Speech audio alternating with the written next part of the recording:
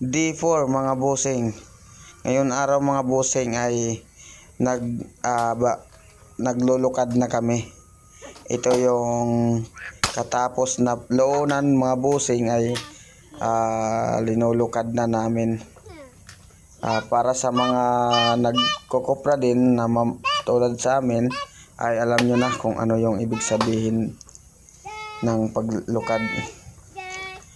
Ayan mga bossing, umagang umaga dyan mga boss. Kami lang pala yan naglukad dahil nga sa mura yung kopra ngayon ay napag-isipan ng aking papa na kami na lang mismo ang maglukad ng aming nyug ng aming kopra, na kami na lang maglukad kasi 'di ba kung magsasohol pa dagdag gastuhin naman na. Tapos pag kami lang hindi naman natin maiwasan na humingi yung mga batang yan, pati ako. Kaya para kahit humingi mga boss ay at least 'di ba tumulong sila. Parang ano na lang, dahil nandyan naman, kaya naman nila maglukad kahit paunti-unti, ay nababawasan din. Dyan pala mga boss ay bago namin matapos yan ay nakadalawang araw, ay isang araw at kalahati kami dyan sa paglulukad. Matagalan kasi dalawa lang talaga yung nandyan talaga nakapokus. Ako lang at saka si Papa. Kaya ayun, yung iba, yung mga bata ay sumasakit na daw yung kamay nila. Pag tumatagal na sila, mga ilang oras na naglulukad, ay hindi na sila naglulukad kasi masakit na daw yung kamay nila. Kaya pinapabayaan na lang namin, pero at least tumulong mga boss. Ganun naman talaga, kahit naman sa sino nandyan sa sitwasyon na yan mga boss, pag hindi sanay ay maninibago talaga. Ayan, buti na lang talaga ay pumayag yung mga apo ni Papa na maglukad, sumama sa aming koprahan para makatulong. Kayo dyan mga bossing, magkano kaya yung kilo ng kopra sa inyo? Sa inyong lugar mga boss, magkano kaya? Dahil dito sa amin ay grabe, murang-mura dito sa Samar mga boss. May bagyo pa naman mga boss ngayon, di ba? Dito may tatama dito sa Samar, kaya yun, parang nakakapang baka mabasa.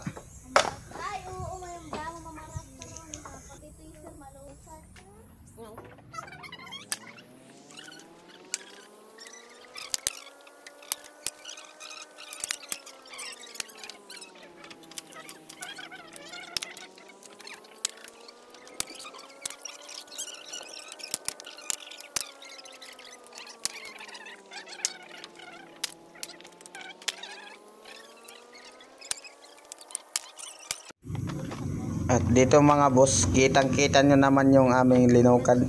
Yan palang pagdating ng ilang oras, siguro ko mga alas 10 yata to, ay ito na yung nabawas namin sa lukad.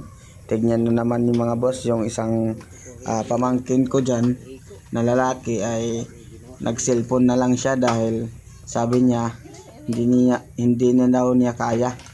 Masakit na daw sa kamay, kaya pinabayaan na lang namin.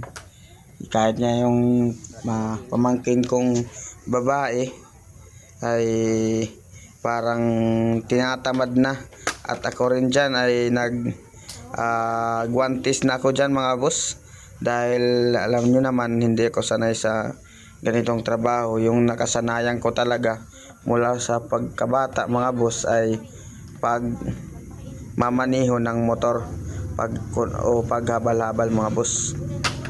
Yan. Kaso nga lang walang ibang tutulong mga boss, kaya yon, tumulong na lang ako dahil kahit humingi ako ng pan-snack kay Papa ay at least tumulong ako, di ba? Yan mga bossing. Diyan pala ay andyan na si Mama, gusto nang tumulong, kaso nga lang yung aking anak ay magulo. Si batang bata pa pasaway mga boss. Kami talaga ni Papa dyan ay nagpo-focus talaga sa paglulukad dahil para matapos na, dahil nga hanggang lumilipas yung araw mga boss, ngayon araw ay mas lalong pababa yung presyo ng kopra ngayon. Kaya nag-ano si Papa na medyo aalangan na patagalin pa to dahil baka umabot sa 20 pesos. Aray ko mga boss, talaga sayang naman, di ba mga boss? So yun mga boss, sana panoorin nyo to mga bossing, panoorin nyo to. Over naman.